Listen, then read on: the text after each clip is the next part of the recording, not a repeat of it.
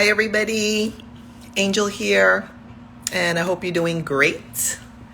And today I'm coming back on to talk about some more tips for going raw vegan in winter. I know it can be very challenging for some people. And yesterday I shared some tips, several tips from my ebook, How to Thrive as a Raw Vegan in Winter and Year Round. You can tap the link in my bio and head on over to Amazon and download it. However, I am providing those tips in these live conversations. So thanks for joining either live or on the replay. And so yesterday I stopped at the tip on journaling, which is a very, very powerful activity and tip and hack, not only for the raw vegan journey, for life in general. It's a super duper powerful hack. So now I'm moving on to another group of tips for you on your raw vegan journey. And of course, these tips and hacks and tricks can be applied to life in general, not just going raw vegan. So my next tip is investment. Now, as with any goal or practice in life, embarking upon a raw vegan diet requires some level of investment. This investment can take many different forms in order to thrive on a raw vegan diet, and perhaps particularly in winter, which, as I explained in yesterday's video, can be challenging for some people. So some of the aspects of investment that I perceive and that I have experienced personally include being able to buy or obtain through some other means, someone is giving these to you or you're growing your own food. So a beautifully yummy, raw, vegan, diverse array of produce, fruits, vegetables, nuts, seeds, herbs, spices. Another investment is the time to prepare beautifully yummy raw vegan meals. Another investment is dedication to achieve your goals to thrive on a raw vegan diet. And another one is research to learn about highly nutritious raw vegan food. Research is key. Information is key. Information is power. Knowledge is power. Equipment is another investment that you might choose to make. Equipment that can assist you in preparing certain raw vegan meals, and I went over that a couple of days ago when I provided 12 tips for starting your raw vegan journey. So some of the equipment, and I'll be covering this later as well, but I'll just kind of put it in here now. Some of the equipment could be, some sharp knives, some appropriate knives for chopping fruits and vegetables, herbs, etc. You might want to invest in a grater, a peeler, some cutting boards, a mandolin, a dehydrator, etc. So there are lots of different tools and gadgets out there that we can choose to invest in that will support, that will enhance and elevate our raw vegan journey. Or you may choose to just simplify it. Keep it super simple. The KISS principle, keep it super simple. And you might decide not to invest in various tools. You may decide to invest in some knives that come from the local supermarket. There's some really sharp knives out there. Believe me, I buy my knives from the supermarket. Yes, I have bought knives from, like a kitchen store, a household store as well. However, even the knives that you can purchase in the supermarket can be very, very supportive on this journey and more affordable, I would venture to say, from my personal experience. Another investment is experimentation. To discover with raw vegan foods that you enjoy and you thrive on. So experimentation, I find, is very, very important. I personally still practice this investment. And the reason I really consider it as an investment is because it really costs us to get out of our comfort zone sometimes. It takes effort. It involves effort. It involves energy to try something new, to consciously decide and implement. Don't just decide it, but implement that, for example, myself, that I will try new foods periodically, that I will try a new vegetable, a new fruit, a new herb, a new spice. Variety is the spice of life. I learned that.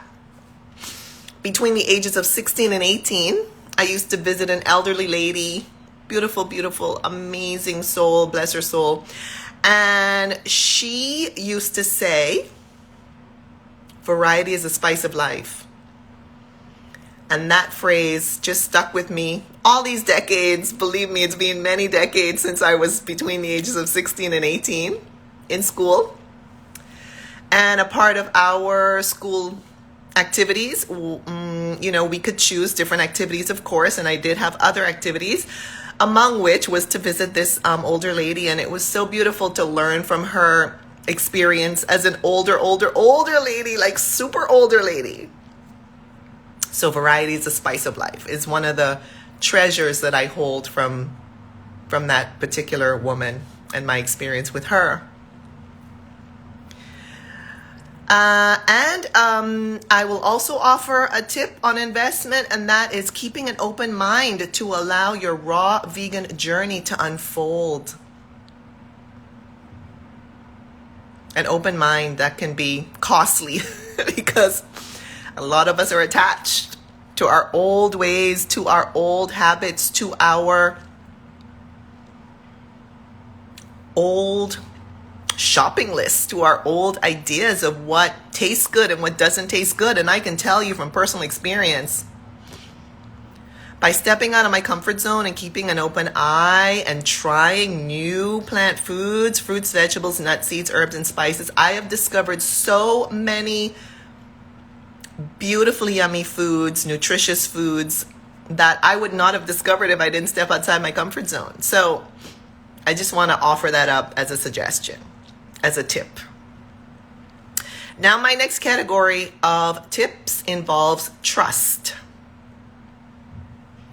I have found that it's super important to practice and feel trust on my raw vegan journey, particularly in winter. And what I mean by trust is the following. It's important to trust that your body will support you while you are consuming raw vegan meals. It's important to trust that the plant foods that you are consuming are very nourishing for your body and your mind, for your entire energetic essence, for your entire energetic being. It's important to trust your body and the plant foods. And finally, in this category of trust, I'm offering that it's important to trust the research, the data, the scientific basis that show that raw plant foods are very beneficial to our body for high hydration, high energy, high fiber, high vibrations, high nutrition, high frequency. So overall,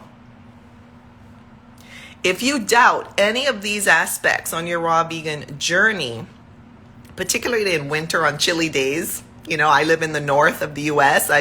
This is now my fifth winter in the northern hemisphere. They're like really north. Okay. Yep. 5. This is my 5th winter in chilly conditions, and I can tell you, if I didn't trust my body, I didn't trust the plant foods, I didn't trust the research, I probably wouldn't still thrive on a raw vegan diet. That doesn't mean that we have to consume 100% raw.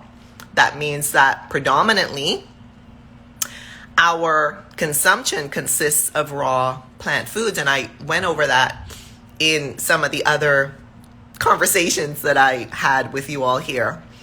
And, if you want to be high raw, that's considered between 50 and 74% of your food consumption on average per day in weight. And if you want to get into the raw category, that's defined and considered as 75% or more of your total consumption in weight of raw plant foods. So you choose, some days I'm 100% raw, some days I'm 90% raw. It just depends, if I'm traveling and I'm exploring new cultures and new foods and new flavors and new aromas and new recipes, I may be 50% raw. I may be 30% raw. And the rest will consist of cooked plant foods. Just depends where I am in the world, to be honest. I mean, that's just how I go. I mean, I go to different countries to explore as much of the totality of the experience in that particular country and culture and environment that I can. And so that means that sometimes I will not stay 100% raw when I'm traveling. Or if I go out to a restaurant, I may mix and match. And I'll talk about that later in some other tips. I don't know if I'm getting to that today. It just depends on how my list goes here with time. But I think it's super important also to be flexible. And I'll talk more about that as well. It depends on what your goals are. Honestly, I fully support it. People are 100% raw. I've gone through that months and months and months on end of 100% raw. And then when I'm traveling, sometimes, as I said, I mix and match and I combine both cooked plant foods and raw plant foods. And I've already given you those reasons.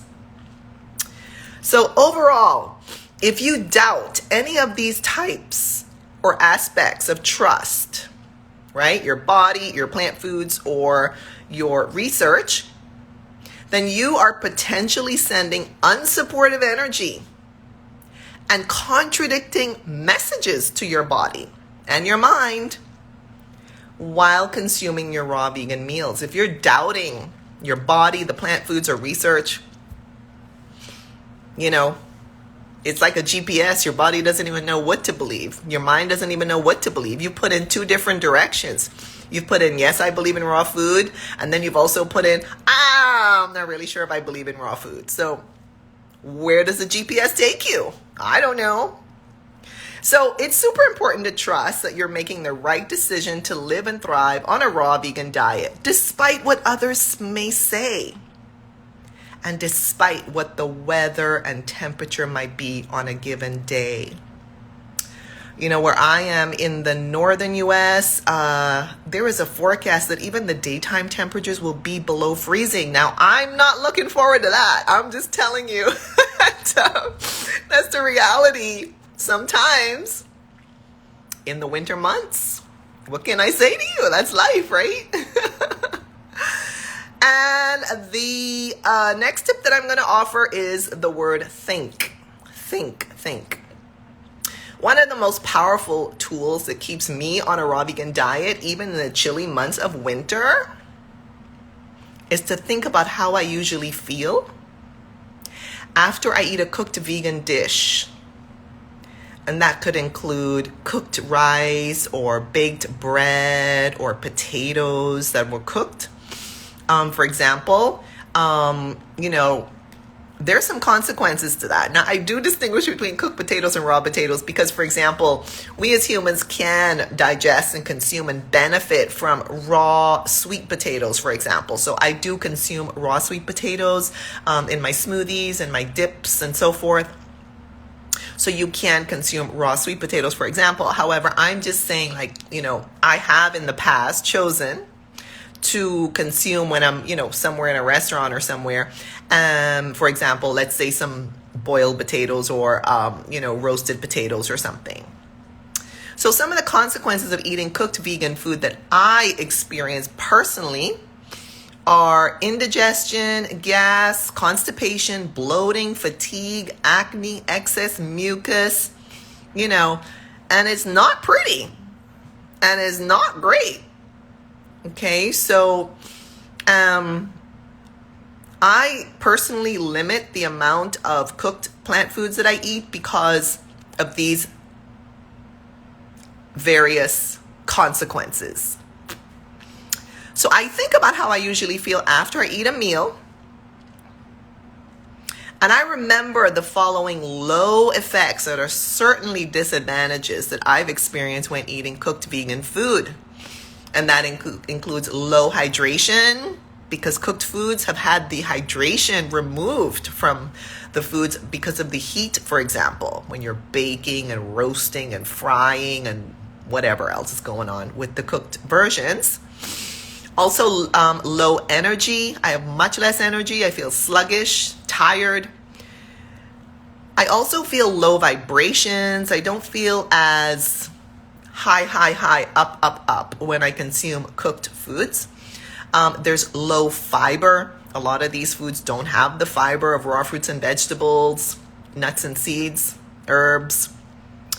And there is also low nutrition sometimes, because when we cook foods above 118 degrees Fahrenheit, which I went over in some of the other conversations, and you can find that information in my ebooks as well. When we go over 118 degrees Fahrenheit in heat, we are destroying, or the heat is destroying, some of the nutrients, some of the nutrition. So there you go. So due to these low, unpleasant consequences, I often decide not to eat cooked vegan food. And instead, I choose to eat a beautifully yummy raw vegan meal, even on chilly days. And that way I don't have these problematic consequences. So when I have the option, let's say I'm in a restaurant, I'm traveling, and there is an amazing, raw salad, or of course, beautiful smoothies. I love smoothies, raw juices, fresh pressed juices, hopefully organic. Fresh fruit, to be honest. I was recently on a trip. I went to Tokyo, Japan, and I went to the local supermarket and I bought apples and lettuce. And I took them back to my room and I ate them. And I actually was dancing when I was eating them because I was so fulfilled, so jubilant and happy and joyous and nourished and nurtured and boosted and elevated by the fresh apples and the fresh lettuce. I literally was dancing in my hotel room as I was eating and munching and chomping on those beautiful, yummy, awesome apples and lettuce. So it's doable. Okay, it's doable even when we are traveling. So another way that I think about the benefits of staying on a raw vegan diet in winter is to take the approach of thinking forward, thinking ahead, as if looking through the front windshield of a vehicle and envisioning a wonderful life of abundance and adventure with many colorful, raw, and healthy plant foods. I do not think, personally, that the raw vegan diet as a lifestyle of scarcity, of giving up cooked vegan foods, of giving up something. I think of the raw vegan diet as an experience of abundance, which is the total opposite of scarcity. So abundance, not scarcity. Abundance of enjoying beautifully yummy raw fruits, vegetables, nuts, seeds, herbs, and spices. In addition, I think about the highs, the benefits of eating a colorful, raw vegan diet, even in winter. And some of those highs, as I've mentioned often, are high hydration, high energy, high vibrations, high fiber, high nutrition, high frequency, all the good highs. Okay? Getting high on the supply of raw plant foods. So by thinking about your goals to stay on the high side of the spectrum, it will be much easier to remain on your raw vegan diet in winter, even if you feel enticed, tempted, drawn to add lots of cooked vegan foods. And the last tip that I will offer today, and I will pick up some more tips in subsequent conversations. My final tip for today is listen. Listen, listen.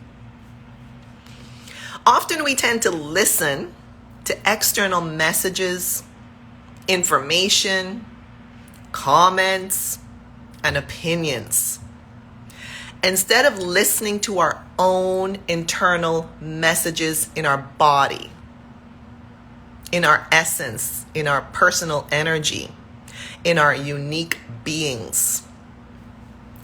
Some of the external messages we often hear when we're on a raw vegan diet are words like, you need to eat cooked food for all meals. You need to eat hot food in the winter. Uncooked food does not warm the body. Cooked food tastes better. And cooked food is better for you. These are phrases that I am sure you've heard if you're on your raw vegan journey. Maybe you even said it to someone who was on their raw vegan journey, or at least you thought about it. I don't know. It's totally up to you. So in the midst of these external messages, blah, blah, blah, blah, blah, that you hear people talking about, I invite you to tap into and tune into your own body. To listen to how you feel on your raw vegan journey, not how somebody else feels or somebody else thinks you might feel. They're just kind of making stuff up, pulling stuff out of a hat. They have no idea because they're not doing it. They're not on their raw vegan journey yet. They might jump on, but they're not there yet. So, in the midst of all of these external messages, listen to how you feel on your raw vegan journey. Observe which practices are most effective for you personally to thrive on your raw vegan journey. Lean into those practices more than other practices which you find less effective. In other words, find the paths that are most supportive to you, that are most nourishing to you, that are most elevating to you, not to somebody else. Everyone's journey is different. There are so many different raw vegan diets out there. So finding your own personal diet, your own personal path is super important. So each person is unique and individual in their body constitution. So there will be some practices that will suit you better than others. So I suggest that you take your time, that you listen to your inner self, you listen to your body, you listen to your own energy, your own essence, and then you adjust your practices according to your personal body and according to your personal comfort zone. Although I will say sometimes we get stuck in our comfort zones. We get stuck in a rut, in our old habits, our old practices, our old rituals, our old limiting beliefs. So we might want to think about that too, So by listening to your body, not somebody else's body, your body, you allow yourself to realize how good you feel on a raw vegan diet when you're thinking of giving up, when you're feeling a little bit shaky, baby, So yeah, that's what I will offer for today, and I will pick this up in a subsequent conversation. I have some comments here in the chat, and thank you so much for joining either live or on the replay. Let me go up here and read some of the comments. One comment is, peace to the gods and goddesses. Man, I need that raw vegan tips. This winter season isn't helping. Well, I've given you some tips in this conversation, in previous conversations, in my ebooks as well. And also I'm offering a raw vegan reset this Saturday, January 13th. So you can choose your own time and schedule a one-on-one with me to create and design a personalized, customized, beautiful raw vegan journey just for you. Peace to you. Happy New Year. Peace to you also. Happy New Year. Happy calendar New Year. Love and gratitude. Yes, yes, yes. I talked about that calendar New Year a couple of days ago or so. Some people feel that the New Year really is in March, the springtime, which I can totally relate to. It makes total sense. It's more logical to me as well. And of course, over the centuries, over the millennia, whatever, humans kind of make changes according to their own agendas. And here we are celebrating New Year's on January 1st in the middle of winter. Hello. Anyway, whenever you decide to celebrate New Year's, I wish you the most beautiful, wonderful, awesome New Year possible.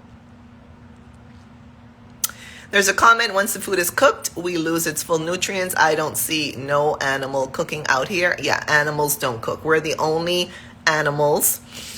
We're the human being animals who cook food, and the non-human being animals do not cook their food. Yes, that is true. There's a cute comment. Not me reducing the heat under these curry chickpeas right now. Yeah, you want a real low heat, real super duper low heat. You can actually sprout chickpeas. I do it personally. I soak my chickpeas. They don't actually grow a little sprout tail on them. However, I soak them and I create like a kind of a hummus dip. Super yummy. You can put all kinds of other ingredients in there. You can put apple in there when you blend it, a beet, it'll give it a beautiful color of the beet, if it's a red beet or a golden beet, etc. It's you can make carrots, all kinds of different colors, greens, you can make a green hummus as well. Another comment, can't never go wrong with fruits. I love fruits. I love fruits. Aren't chickpeas super hard? Yes, chickpeas are super hard, so you will either soak them, and someone else is confirming that they soaked them overnight. There you go. Another comment, eat the rainbow to align the chakras. Oh, yes. So we have 7 chakras. Well, there's, technically, I guess there are more than 7, but there's 7 main ones, I guess, that we typically refer to. Energy centers, 7 chakras, in our root chakra, our first chakra, sacral chakra, second chakra, solar plexus, third chakra, heart chakra, fourth chakra, throat chakra, fifth chakra, third eye, sixth chakra, crown, seventh chakra. All the colors. Eat the colors. Eat the rainbow. Eat a wide variety. Varieties and spice of life. Reds, oranges, yellows, greens, blues, purples, whites, browns, blacks. Eat all your colors of your plant foods. Each color has a different set of nutrients, flavors, textures, of course, aromas, of course, antioxidants, vitamins, minerals. It's so important to diversify. For example, myself, I buy a lot of beets that I blend into smoothies, into dips, and so forth. And I will rotate between red beets and golden beets. For example, lettuces, I will rotate between the red lettuces and the green lettuces, for example. Seeds, I will rotate between chia seeds and flax seeds mainly. Sometimes I consume walnuts as well. You can soak those, the raw ones, soak them for a few hours or overnight, and that will release the enzyme inhibitors and make them more digestible and actually make them taste better, to be honest with you. So there we go, and let's see. Okay, so. Yeah. So that's it for today. Thank you so much for joining either live or on the replay. I appreciate you guys. And check out my upcoming events. So I have 3 offerings this month that I have posted on my social media pages, on my website. You can check out the link in my bio as well. One of the offerings is this coming Saturday, January 13th, Raw Vegan Reset. The next one is January 20th, a meditation session. Meditation is so powerful. Beautiful, beautiful practice. For all levels. You don't have to even know how to meditate yet. Doesn't matter. You can show up anyway. And January 27th, I have a Travel Well workshop. So I will share with you my top tricks and tips and hacks and experiences and suggestions and advice for traveling. I've been so lucky and blessed and grateful to have visited so far 6 out of the 7 continents. So I have a lot of experience, a lot of advice to share with you, including how to maintain a healthy diet and lifestyle when you are traveling. Traveling is not only about sightseeing, it's about maintaining your energy, your vitality. And I will share that with you in the Travel Well workshop on January 27th. So you can check out the link in my bio. And then from there, you'll find the wellness events. And then from there on my website, you'll find more information and how to sign up. Thanks so much. Have a great day yourself as well. And yeah, I wish you all the very best. And thanks so much for joining. Take care, everybody. Bye-bye.